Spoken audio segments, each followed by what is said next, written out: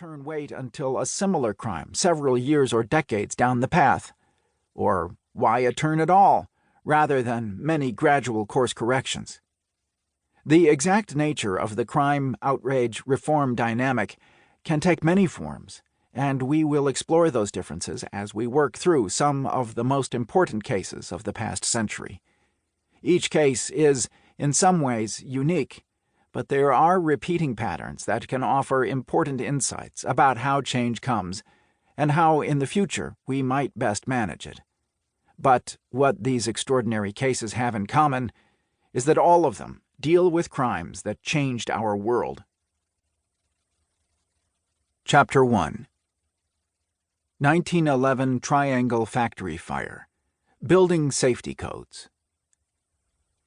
It is a pleasant, early spring afternoon, and you are standing on the sidewalk at 27 Washington Place in New York City. The building in front of you is a beautiful neo-Renaissance specimen, 10 stories tall, situated on the corner of Green Street and Washington Place on the New York University campus. Hundreds of people use it every day in comfort and safety. If you were standing at that same spot on the early spring afternoon of March 25, 1911, at 4:45 p.m., you would be dodging an onslaught of burning, screaming bodies, mostly of young women. The crowd in the street around is also screaming, but some of this is drowned out by the roar of the fire on the top 3 floors of the Triangle Shirtwaist Factory. Young women are hanging out of the windows and standing on ledges, trying to escape the flames. In many cases, their dresses are already on fire. Like watching a suicide jumper, but times 100, you are helpless to do anything. The flaming bundles are now falling in doubles and triples, all hitting the pavement with a sickening thud. When the reign of horror is over, 146 people are dead. Perhaps most striking about the horrific event is that there is nothing terribly unusual about the factory on the upper floors. It is like hundreds of other factories in the city.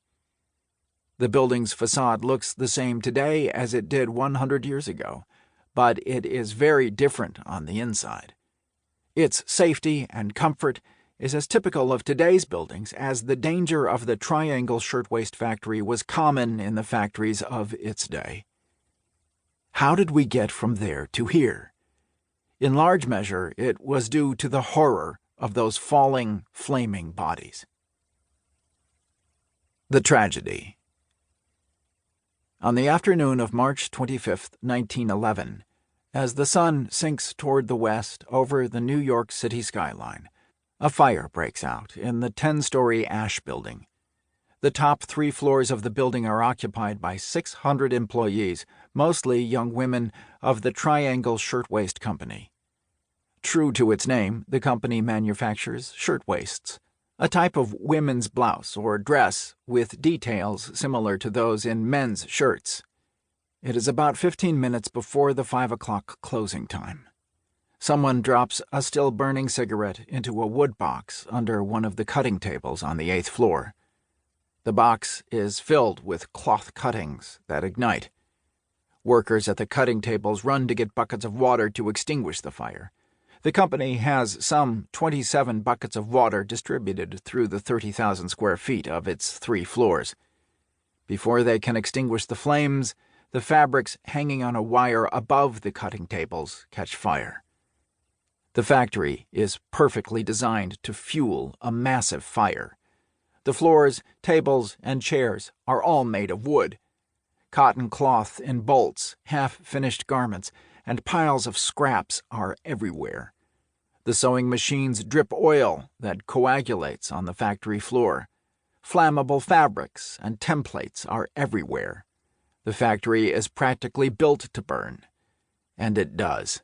The fire is quickly out of control, far beyond the reach of a few buckets of water. In theory, there are several routes of escape: 2 staircases, a fire escape, and 2 elevators. But the reality is different. One of the stairwells is locked. Management locks the door to prevent employees from taking breaks without permission or stealing company property.